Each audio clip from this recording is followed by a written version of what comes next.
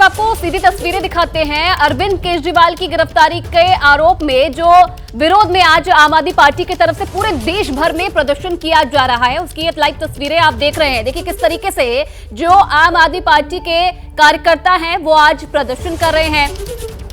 CBI आज अरविंद केजरीवाल को court में पेश करने वाली है, क्योंकि सीबीआई रिमांड खत्म हो रही है अरविंद केजरीवाल की। तो दूसरी तरफ ये तस्वीरें आप देख रहे हैं आम आदमी पार्टी ऑफिस से। आप देखिए किस तरीके से जो मंत्री हैं उनकी तरफ से भी प्रदर्शन किया जा रहा है। इन तस्वीरों में आप देख सकते हैं गोपाल राय जो खुद प्रदर्शन में बैठे हुए हैं और बड़ी संख्या में जो कार्यकर्ता हैं वो इस गिरफ्तारी के विरोध में प्रदर्शन कर रहे हैं। ईडी सीबीआई का दुरुपयोग हो गया है, बंद करो इसे लेकर ये प्रदर्शन किया जा रहा है। आप देख सकते हैं हाथों में तख्तियां लेकर जो आम आदमी पार्टी के कार्यकर्ता हैं वो इस वक्त प्रदर्शन कर रहे हैं। तो पूरे देश भर में इसी तरीके का जो प्रदर्शन है आम आदमी पार्टी की तरफ से किया जा रहा है। और दीपक रावत इस खबर पर और ज्यादा जानकारी हमें देंगे, सीधा लाइव हमारे साथ जुड़े हैं। दीपक, तस्वीरें हम देख रहे हैं, बड़ी संख्या में आम आदमी पार्टी के कार्यकर्ताओं की तरफ से आज जो गिरफ्तारी हुई है अरविंद केजरीवाल की, उसके खिलाफ प्रदर्शन किया जा रहा है।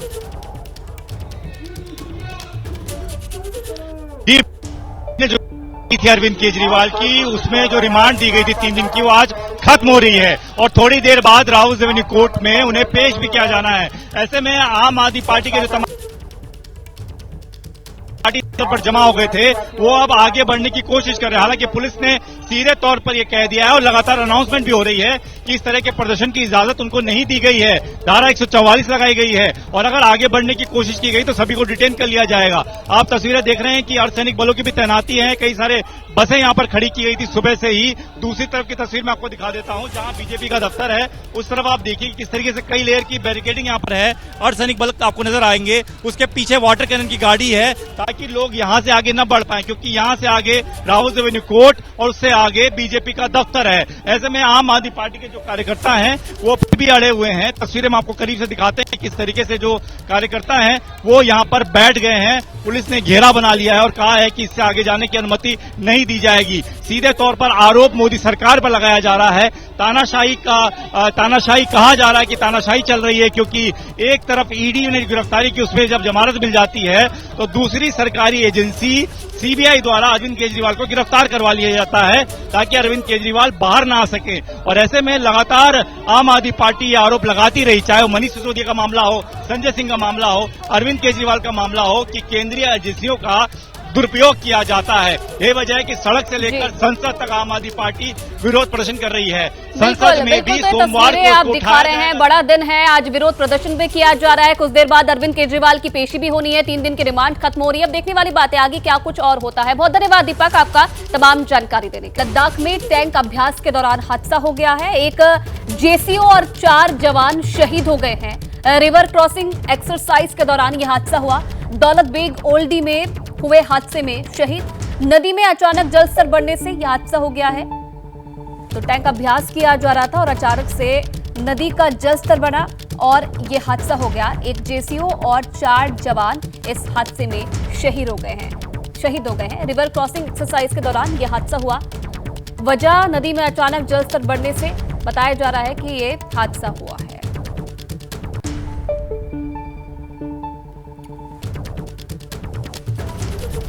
और देखिए लद्दाख हादसे पर रक्षा मंत्री राजनाथ सिंह ने दुख जताया है। उन्होंने पोस्ट में लिखा है कि लद्दाख में नदी के पार टैंक ले जाते समय दुर्भाग्यपूर्ण दुर्घटना में हमारे 5 बहादुर भारतीय सेना के जवानों की जान जाने पर गहरा दुख हुआ है। हम राष्ट्र के प्रति अपने वीर सैनिकों की अनुकरणीय सेवा को कभी नहीं भूलेंगे।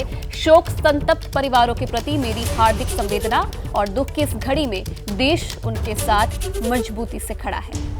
तो लद्दाख हादसे पर रक्षा मंत्री राजनाथ सिंह का एक्स पर ये पोस्ट आप देख सकते हैं, इसकी जानकारी उन्होंने दी है।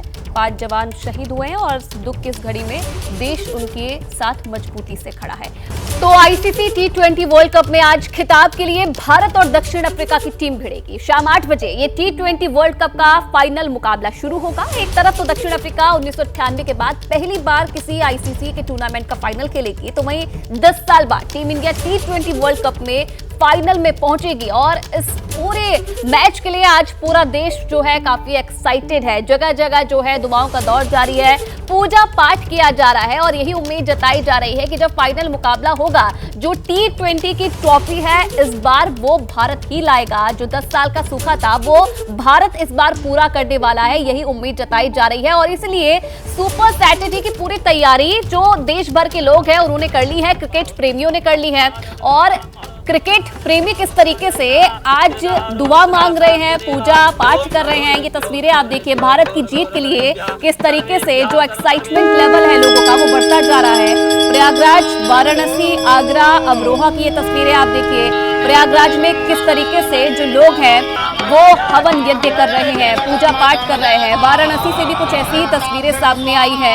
अपने अपने फेवरेट प्लेयर्स की तस्वीरें हाथ में लेकर यही उम्मीद कर रहे हैं कि भारतीय टीम आज बहुत बेहतर प्रदर्शन करे, शानदार प्रदर्शन करे, जिसकी बदौलत जो ट्रॉफी है वो घर आए। और आगरा में भी आप देखिए जो क्रिकेट प्रेमी हैं वो किस तरीके से जो है दुआ मांग रहे हैं, पूजा पाठ कर रहे हैं, हवन यज्ञ कर रहे हैं। अमरोहा में भी ऐसी तस्वीर सामने आई है, जहां अमरोहा में जो लोग हैं वो दुआएं दे रहे हैं और शुभकामनाएं दे रहे हैं टीम इंडिया को। और यही उम्मीद जता रहे हैं कि आज जिस तरीके से दूसरे मैचों में भारतीय टीम ने शानदार प्रदर्शन किया है, आज फाइनल मैच में भी उसी तरीके का प्रदर्शन, उससे बेहतर प्रदर्शन आज टीम इंडिया का देखने को मिलेगा। अब ग्राउंड जीरो पर कैसा माहौल है, मैच को लेकर कितना एक्साइटमेंट है लोगों के अंदर देखने को मिल रहा है और किस तरीके से आज सुपर सैटरडे मना रहे हैं लोग, वो भी जान लेते हैं। ग्राउंड जीरो पर मेरे तमाम सहयोगी हमारे साथ जुड़े हुए हैं। नितिन ठाकुर हमारे साथ है भोपाल से, मोहम्मद मोइन प्रयागराज से हमारे साथ जुड़े हुए हैं, आर्यन आनंद हमारे साथ पटना से है और निशांत वाराणसी से हमारे साथ जुड़े हैं। साथ ही साथ मेरठ से सनुज भी हमारे साथ जुड़ेंगे। और सबसे पहले मैं नितिन का रुख कर लेती हूँ। भोपाल में किस तरीके से लोग आज तैयारी कर रहे हैं फाइनल मुकाबले की? नितिन, एक्साइटमेंट लोगों के अंदर नजर आ रहा है फाइनल के मुकाबले को लेकर, क्या तैयारी है आज? हाँ आयुषी जी, आज मध्य प्रदेश में जो क्रिकेट प्रेमी हैं वो भारी उत्साहित हैं। और आप देख सकते हैं मैं भोपाल के अंकुर स्टेडियम में मौजूद हूँ। मेरे जस्ट पीछे जो क्रिकेटर हैं, जो क्रिकेट खेलने वाले हैं, वो यहाँ पर आए हुए हैं और हमारे साथ कुछ खिलाड़ी, हम इनसे ही बात करते हैं। आज भारत और साउथ अफ्रीका का मैच है, किस तरह से आप देखते हैं? बहुत इंटरेस्टिंग मैच होगा और इंडिया एक भी मैच हारा नहीं है और बहुत स्ट्रॉन्ग टीम है। टफ कंपटीशन होगा बट इंडिया के पास बेसिकली लीड है। तो क्या जीत को लेकर क्या मानते हैं आप? एक्साइटेड हैं मतलब मैचेस के लिए, बट इंडिया के पास लीड है तो वो ऑब्वियसली इंडिया को सपोर्ट करेंगे। आयुषी जी, बताना चाहूँगा कि मध्य प्रदेश के कई ज़िलों में सुबह से पूजा अर्चना की जा रही है मंदिरों में, और जो क्रिकेट प्रेमी हैं वो लगातार ये भी दावा कर रहा है कि जो भारत और साउथ अफ्रीका का जो मैच होगा इस बार भी हमारी जो 2017 में जिस तरह से महेंद्र सिंह धोनी थे, उसी तरह अब 2024 में जो भारत का मैच होने वाला है, कहीं ना कहीं जीत का दावा कर रहे हैं यहाँ के क्रिकेट प्रेमी। जी आयुषी। बिल्कुल नितिन, तो वो एक्साइटमेंट साफ तौर पर लोगों के चेहरों पर भी नजर आ रही है। और आर्यन हम भी हमारे साथ जुड़े हुए हैं, पटना से हमारे साथ जुड़े हुए हैं। और आर्यन, पटना में किस तरीके का एक्साइटमेंट? सुबह हमने देखी थी पटना की तस्वीरें, वहां पर तो लोग काफी एक्साइटेड दिखाई दे रहे थे इस मैच के लिए, लेकिन आपके साथ जो लोग मौजूद हैं वो कितने एक्साइटेड हैं आज के मुकाबले के लिए, क्या कह रहे हैं वहां के लोग? हाँ जी बिल्कुल आयुषी, देखिए हिंदुस्तान में क्रिकेट सिर्फ एक खेल नहीं है, ये एक त्यौहार है। और आज जब विश्व कप का फाइनल है उससे पहले एक क्रिकेट एकेडमी में हम हैं और देखिए यहाँ जो गर्मी है 36 डिग्री की है और मैच समय से शुरू हो और मैच देखा जाए उससे पहले इस क्रिकेट एकेडमी में जितने भी बच्चे खेलने आते हैं वो इस धूप में इसलिए आए हैं कि शाम में आज कैंप ना हो और हम क्रिकेट खेलें। निश्चित तौर पर बड़ा दिन है, 10 साल के बाद भारत वापस से विश्व कप के फाइनल में पहुंचा है और ये वो घड़ी है जहां एक बार फिर भारत अपने हाथों में ये T20 का वर्ल्ड कप ले, इसको लेकर पूरा देश उनकी तरफ निगाहें हैं। देखिए यहाँ के जो मैनेजमेंट के लोग हैं जो खेल रहे हैं उनसे भी जानेंगे आज भारत साउथ अफ्रीका का फाइनल मैच, कितनी उम्मीदें भारत से? भारत से तो उम्मीदें हैं, बहुत ज़्यादा उम्मीदें हैं और हम होप भी कर रहे हैं कि आफ्टर लॉन्ग टाइम 2011 हो गया है, उसके बाद इस बार इंडिया जीत जाए, फाइनल जीते, क्योंकि हम हमेशा स्ट्रॉन्ग टीम रहे हैं वर्ल्ड कप में लेकिन जीत नहीं पाते हैं और इस बार पूरा होप है और भगवान से दुआ भी मांगते हैं कि इस बार इंडिया जीत जाए, अच्छा खेले और जीते। देखिए आयुषी, भगवान से दुआ मांगते हैं, दुआओं के साथ भारत में अब आज 8 बजे का इंतज़ार हर कोई कर रहा है। जो खेल क्रिकेट है ये सिर्फ एक खेल नहीं है, ये एक रिलीजियन है। जिस तरीके से लोग इसको फॉलो करते हैं, जो महत्वता क्रिकेट की हिंदुस्तान में है, उसके बाद अब भारत को एक लंबा वक्त हो गया विश्व कप जीते हुए। 2007 में पहली बार इंडिया ने T20 जीता, उसके बाद 11 में 50 ओवर्स जो वर्ल्ड कप था वो जीता था, और अब इंतज़ार एक बार फिर हिंदुस्तान के लोग कर रहे हैं कि वर्ल्ड कप हमारे हाथों में आए और हम उसे एक बार फिर चूमें।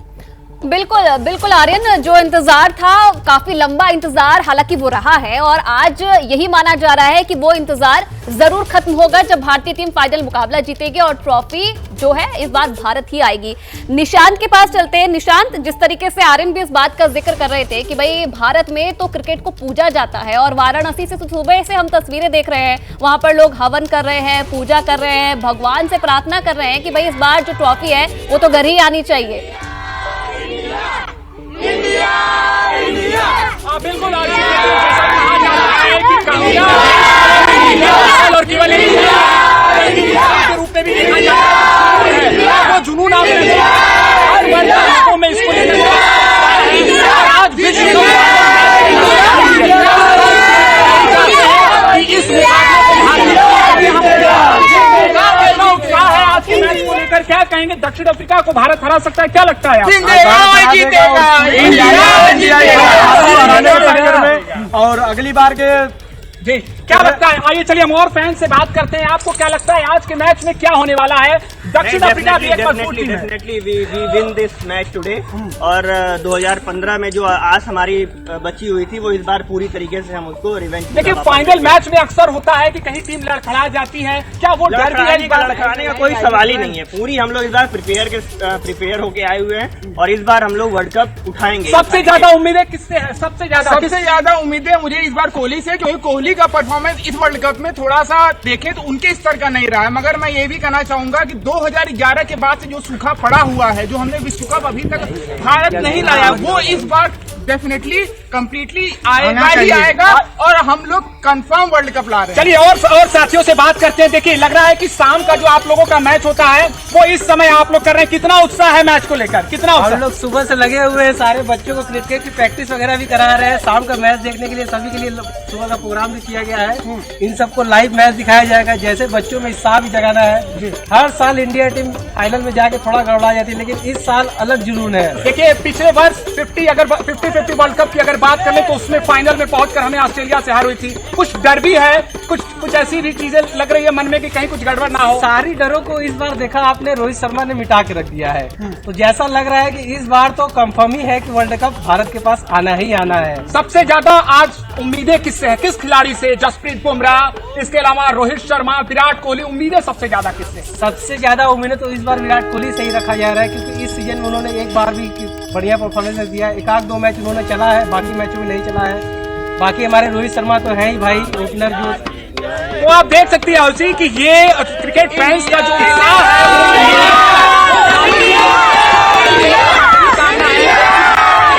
है जीते। बिल्कुल निशांत, फैंस का जोश तो हाई नजर आ रहा है, जैसे कि हम सुन भी रहे हैं लोगों का एक्साइटमेंट, और आपके पीछे चिल्लाते इंडिया इंडिया का जो है नारा वो लगाते फैंस दिखाई दे रहे हैं, और उसी तरीके का एक्साइटमेंट शाम को भी उनका नजर आएगा। मोइन भी मुझे इस वक्त तस्वीरों में दिख रहे हैं। मोइन, सुबह से आप लोगों से बात कर रहे हैं, जान रहे हैं कि आज जो सुपर सैटरडे है वो किस तरीके से मनाने वाले हैं। जरा जो आपके आसपास लोग हैं उनसे ये भी पूछिए कि आज सबसे ज्यादा उम्मीदें उन्हें किससे है? दोनों टीमों की अगर बात की जाए तो एक भी मैच तक हारी नहीं है, बहुत शानदार प्रदर्शन किया है, लेकिन आज फाइनल का जब मुकाबला होना है तो सबसे ज्यादा उम्मीदें किससे है दोनों टीमों में से? देखिए अगर संगम नगरी प्रयागराज की बात करें तो यहाँ भी क्रिकेट खेलने वाले जो प्लेयर्स हैं उनमें और क्रिकेट फैंस जो हैं दोनों में जबरदस्त एक्साइटमेंट है। लोगों को इस बात की उम्मीद ही नहीं बल्कि पूरा भरोसा है कि टीम इंडिया आज का मैच जरूर जीतेगी। इस वक्त हम मौजूद हैं कोच अजय यादव की टैलेंट सर्च एकेडमी में, जहाँ आप देख सकते हैं कि तमाम बच्चे हमारे साथ हैं, महिला खिलाड़ी भी साथ हैं। इनसे जानने की कोशिश करते हैं। बताइए आज के मैच को लेकर क्या उम्मीदें हैं? सर हम लोग तो यही चाहेंगे कि एक बार फिर से हमारी टीम इंडिया के हाथों में वो ट्रॉफी आए, हम सब जश्न मनाएं एक बार फिर से। तो किस तरह से जश्न मनाएंगे अगर आज इंडिया खिताब जीत जाता है, वर्ल्ड कप जीत जाता है तो? सर हमारे लिए बहुत खुशी हुई। बहुत खुशी की बात होगी। देखिए अजय यादव जी है जो इन बच्चों को ट्रेनिंग देते हैं। अजय जी अपने एक्सपीरियंस के आधार पर बताइए कि जो कॉम्बिनेशन है क्या लगता है कि इंडिया के जीतने के चांसेस कितने % हैं? निश्चित तौर पर क्रिकेट तो खेल अनिश्चितताओं का खेल है, लेकिन फिर भी इंडिया का पलड़ा भारी है और जिस तरीके की परफॉर्मेंस चलती आई है पिछले समय में, उसमें तो यही कहेंगे कि हम भारतवासी हैं तो 100% इंडिया को ही जीतना। क्या लगता है कौन खिलाड़ी आज मैच जिता कर लाएगा? रोहित शर्मा और सूर्य कुमार यादव निश्चित रूप से, ये दोनों, और उसके बाद जसप्रीत बुमराह। ये बताइए क्या लगता है आज कौन सा खिलाड़ी जो है वो मैच जिता कर लाएगा? विराट कोहली। विराट कोहली का बल्ला इस पूरे मुकाबले में, पूरे टूर्नामेंट में अभी तक चला नहीं है। तो आज चलेगा ना सर? आज चलेगा। अच्छा देखिए ये भी एक खिलाड़ी, क्या नाम है आपका? राज सिद्दीकी। ये बताइए कि क्या लगता है कि आज विराट कोहली का बल्ला चलेगा, बैट्समैन मैच जिताएंगे या बॉलर से? सर बैट्समैन तो जिताएंगे क्योंकि यार बैट्समैन है, वो तो प्रैक्टिस किए, उन्हें तो जिताना ही चाहिए। बॉलर तो एक बस टिकने के लिए आता है, बस मारो और निकलो।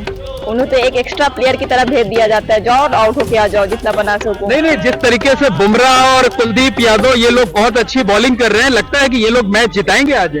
नहीं सर, जिता सकते हैं, कोई कंफर्म नहीं है, बट बल्लेबाज जैसे रोहित शर्मा, विराट कोहली, केएल राहुल, आज ये सब चलेंगे। केएल राहुल नहीं है टीम में। देखिए एक छोटा सा बच्चा भी है, 3 साल का बच्चा है और इसने छोटा भीम लगा रखा है। खास अंदाज में टीम इंडिया को चीयर अप कर रहा है ये बच्चा, चेहरे पर मुस्कान है। आप बताइए क्या लगता है आज के मैच में क्या कुछ होगा? बहुत कुछ होगा सर, और आज विराट कोहली अच्छा परफॉर्मेंस करेगा। लगता है कि अर्धशतक से ज्यादा ही रन बनाएगा और प्लस बुमराह की यॉर्कर लेंथ बॉलिंग जीताएगी।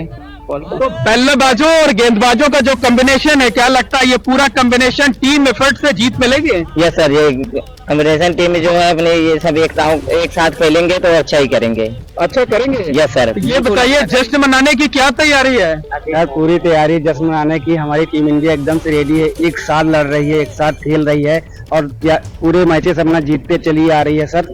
आज एकदम कॉम्बिनेशन से टीम खेलेगी और जीतेगी। ये भी दुआ कर रहे हैं कि आज के मैच में बारिश ना हो। बिल्कुल मोइन, बारिश ना हो। ये सिर्फ फैंस ही नहीं, आज हम सब यही कह रहे हैं कि बारिश ना हो, मैच में कोई खलल ना पड़े और टीम इंडिया शानदार प्रदर्शन करे फाइनल मैच में और जो ट्रॉफी है वो भारत ही जीते। बहुत धन्यवाद आप सभी सहयोगियों का, तमाम जानकारी देने के लिए, तमाम बातचीत करने के लिए। और ब्रेक के बाद एक बार फिर से स्वागत है आपका। आगे बढ़ेंगे, बड़ी खबर आपको बता दें, गुजरात के राजकोट में एयरपोर्ट पर हादसा हो गया है। हीरासर हवाई अड्डे पर कैनोपी गिर गई है। यात्री पिकअप ड्रॉप क्षेत्र में कैनोपी गिरी। हालांकि राहत की बात यह है कि हादसे में जान का नुकसान नहीं हुआ है, ये बड़ी जानकारी मिल रही है। इस वक्त गुजरात के राजकोट एयरपोर्ट पर हादसा हो गया। हीरासर हवाई अड्डे पर कैनोपी गिरी और यात्री पिकअप ड्रॉप क्षेत्र में ये अचानक से कैनोपी गिर गई। लेकिन राहत की बात यह है कि हादसे में किसी जान का नुकसान नहीं हुआ है। मौके की तस्वीरें आप देखिए, लगातार हो रही बारिश और बारिश की वजह से किस तरीके से कई जगह जो खतरा है वो भी पैदा हो रहा है। गुजरात के एयरपोर्ट की ये तस्वीरें हम आपको दिखा रहे हैं, जहां पर हीरासर हवाई अड्डे पर अचानक से ये कैनोपी गिर गई। और पराक्रम इस खबर पर और ज्यादा जानकारी हमें देंगे। पराक्रम, में ये तस्वीरें हम देख रहे हैं, अचानक से ये हादसा हो गया, कैनोपी गिर गई, क्या और जानकारी मिल रही है, अपडेट क्या है? अभी राजकोट अहमदाबाद हाईवे पर हीरासर इंटरनेशनल एयरपोर्ट बना है, पूरा 1 साल हुआ है एयरपोर्ट का जो ओपनिंग हुआ था और उसके बाद आज जो भारी बारिश के कारण ये घटना बनी है और घटना में कोई दुर्घटना नहीं है, कोई जानहानि का कोई समाचार नहीं है। अभी जिला कलेक्टर और जो एयरपोर्ट अथॉरिटी के जो डायरेक्टर है उसने तपास के आदेश भी दे दिए गए हैं, पर बारिश के कारण और भारी पवन के कारण ये सब हुआ है और अभी वहां पे कोई जानहानि का कोई समाचार नहीं। कैनोपी गिरने से जो पिकअप ड्रॉप जो एरिया है वहां पे ये कैनोपी है वो गिरी है।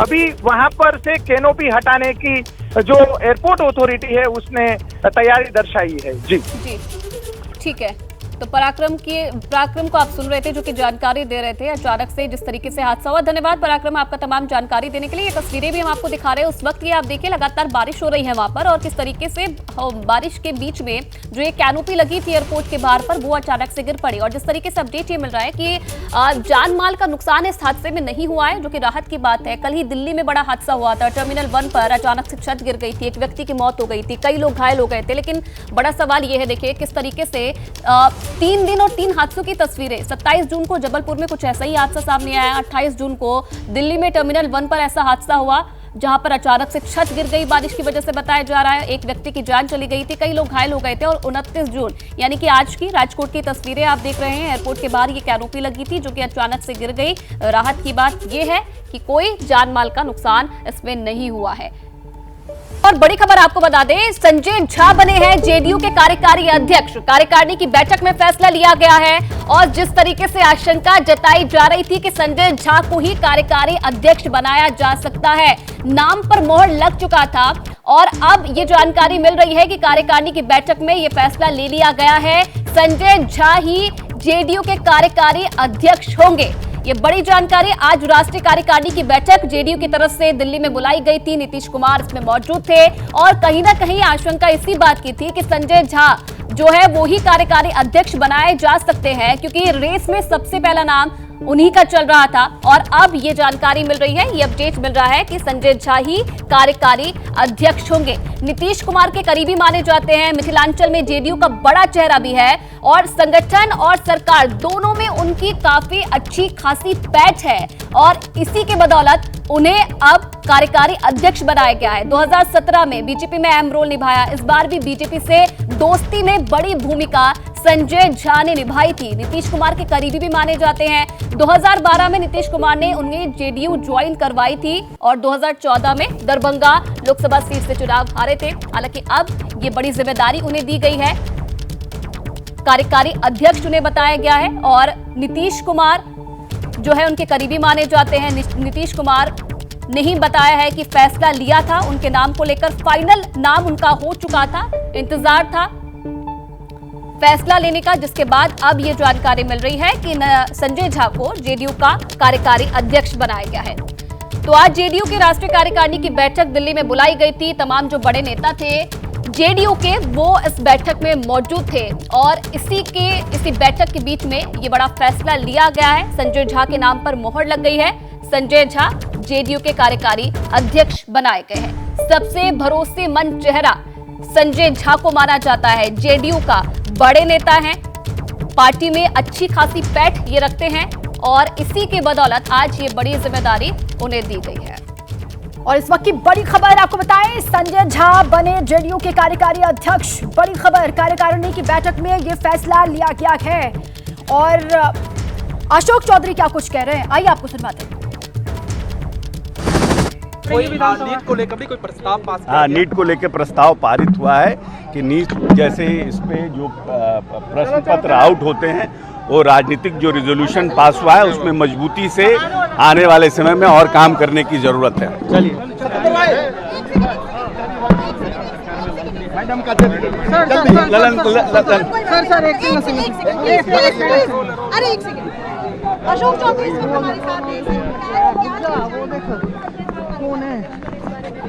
ललन अशोक चौधरी को आपने सुना, उन्होंने जानकारी दी कि नीट को लेकर भी एक प्रस्ताव इस बैठक में पास हुआ है। इसके अलावा और भी बहुत सारे प्रस्ताव हैं जो इस बैठक में पास किए गए हैं और बड़ी खबर यह है कि संजय झा जेडीयू के कार्यकारी अध्यक्ष बने हैं। और सीधे निधि श्री मेरे सहयोगी जुड़ चुके अधिक जानकारियों के साथ। निधि, क्या क्या प्रस्ताव जो पास हुए हैं उनके बारे में भी जानकारी दीजिए और संजय झा जेडीयू के कार्यकारी अध्यक्ष बन गए हैं। बिल्कुल, सबसे बड़ी खबर यही है कि कार्यकारी अध्यक्ष के तौर पर संजय झा नियुक्त किए गए हैं और नीतीश कुमार ने खुद मंच से इसका ऐलान किया। सर्वसम्मति से ये फैसला लिया गया है, चूंकि ये कयास भी लग रहा था कि केंद्र में अब वो आ चुके हैं बिहार से और ऐसे में क्या वो कार्यकारी अध्यक्ष ब्रिज के तौर पर काम करने के लिए बनाए जा सकते हैं। तो बिल्कुल संजय झा बन गए हैं कार्यकारी अध्यक्ष। इसके अलावा क्या कुछ चर्चाएं हुई हैं और किन मुद्दों को प्रमुखता से रखा गया है, ये मैं आपको बता दूं। 3 मुद्दे। सबसे पहले तो ये कि जातीय जनगणना जो बिहार सरकार लगातार मांग कर रही है कि इसको केंद्रीय स्तर पर कराया जाए, उसको लेकर के 9वीं अधिनियम में इसको डाला जाए, सूची में डाला जाए। इसको लेकर के प्रमुखता से ये केंद्र सरकार के सामने ये मुद्दा उठाने वाली है बिहार सरकार, जेडीयू विशेष तौर पर। दूसरी सबसे बड़ी बात यह है कि अब राष्ट्रीय स्तर पर जेडीयू अपना विस्तार करना चाहती है और यही वजह है कि झारखंड में भी चुनाव जेडीयू लड़ेगी। और इसके अलावा क्या कुछ चर्चाएं हुई हैं, नीरज सिंह हमारे साथ मौजूद हैं बातचीत करने के लिए। फैसला हुआ है, अच्छा है, स्वागत योग्य है और हम लोग सबको मिलकर के पार्टी को मजबूती लेकर एक अहम प्रस्ताव पारित किया गया कि जांच और जो दोषी हैं उनको सजा मिले, उसको लेकर क्या कहेंगे? अरे तो ये तो छात्र के भविष्य का सवाल है, ये तो हम लोग सबको ही कहते हैं कि जांच हो जाए, दूध का दूध पानी का पानी हो, जो भी दोषी हो वो बख्शे नहीं जाए और सरकार इसको लेके आरक्षण की सीमा को निरस्त कर दिया तो हम सुप्रीम कोर्ट राज्य सरकार जाएगी और राज्य सरकार का ये अनुरोध कि बिहार सरकार के अनुरोध के अनुरूप 9वीं अनुसूची में इसको शामिल किया जाए और साथ ही साथ हमारा जो पुराना मांग है, विधानमंडल का सर्वसम्मत मांग है कि विशेष दर्जा अथवा विशेष पैकेज जो भी उसका फॉर्मेट हो वह बिहार की पात्रता है, बिहार को मिलना चाहिए। स्पेशल स्टेटस का दर्जा बिहार का, ये तो आप लंबे समय से मांग करते रहे हैं, अभी तक तो कुछ आप लोगों को हासिल हुआ नहीं है। तो हम तो मुद्दों के आधार पर करते हैं, तार्किक रूप से हम अपनी बात को रख रहे हैं और हमारा परफॉर्मर हम अच्छे हैं, परफॉर्मेंस मेरा अच्छा है, चाहे योजना आयोग हो अथवा नीति आयोग हो, सब ने यह कबूल किया है कि बिहार का विकास दर लगातार कायम है, तो हम हैं तो उसके लिए तो हमको सहायता मिलनी ही चाहिए और हमारी उम्मीद है कि केंद्र सरकार निश्चित रूप से इस पर गंभीरता से विचार करेगी। जातीय गणना को अगर 9वीं सूची में डाला जाता है तो इससे क्या फायदा देख रहे हैं आप? नहीं, इससे फायदा यह है, सबसे पहले जाति गणना समाज के सारे तबकों की असामाजिक आर्थिक हैसियत बता दिया। अब उसके आधार पर आरक्षण की सीमा बढ़ गई, अब उसको निरस्त कर दिया गया। तो जब निरस्त कर दिया तो उसको माननीय उच्च न्यायालय ने तो इस 9वीं अनुसूची में अगर केंद्र सरकार डाल देगी तो जुडिशियरी का कोई हस्तक्षेप नहीं होगा। यह बिहार के लिए एक महत्वपूर्ण विषय होगा। और महत्वपूर्ण बात मैं बता दूं, क्योंकि लगातार जेडीयू ये मांग कर भी रही थी और आज की बैठक में भी चर्चा हुई है कि 2025 का जो विधानसभा चुनाव है वो नीतीश कुमार के नेतृत्व में ही बिहार में एनडीए लड़ेगी। ये बड़ी खबर है और जो कई ऐसे मंत्री हैं जिन्होंने एबीपी न्यूज पर भी कहा कि बिहार में नीतीश कुमार के ही नेतृत्व में अगला विधानसभा चुनाव लड़ा जाएगा। तो ये कुछ स्पष्ट मुद्दे थे जिनको लेकर बिल्कुल ठीक है निधि, बहुत सारी बड़ी बातों का जिक्र भी किया गया है, विशेष राज्य का दर्जा हो, आरक्षण की बात भी वो कर रहे हैं। इसके अलावा जो विधानसभा चुनाव होने वाले बिहार में वो नीतीश कुमार के नेतृत्व में ही लड़ा जाएगा, इस बात का जिक्र करते हुए भी नजर आए नीरज सिंह।